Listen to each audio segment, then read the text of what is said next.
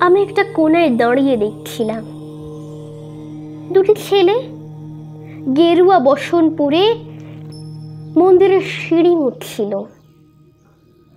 এত মন দিয়ে আমি কাউকে সিঁড়ি মুছতে দেখিনি। এত ভালোবাসা দিয়ে আমি কাউকে ধুলো তুলতে দেখিনি। সিঁড়ি নয়, যেন জননীর ত্বক থেকে ধুলো তুলছিল। এভাবে কেউ সিঁড়ি থেকে ধুলো মুছতে পারে এ আমি কোথাও দেখিনি। স্থিতপ্রজ্ঞ মহারাজকে জিজ্ঞাসা করলাম, এই ছেলে দুটি কে?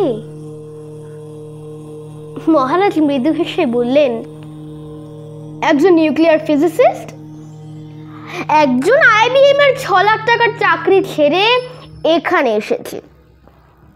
সিঁড়ি ধুতে এসেছে। যে সিঁড়ি দিয়ে মানুষ ওপরে ওঠে তা যেন পরিষ্কার হয়। মহারাজ চলে গেছেন। সন্ধ্যা নেমে আসছে গঙ্গায়। আমার ভেতরেও নামছে সন্ধ্যা। সারা পৃথিবীতে এত সিঁড়ি, সিঁড়িতে সিঁড়িতে এত দাগ, এত ক্রোধ, এত অপমান। আরতি শুরু হওয়ার আগে মনে হলো, যে সিঁড়ি মুছতে পারে না সে কোনোদিন মানুষের চোখের জল মুছতে পারবে না।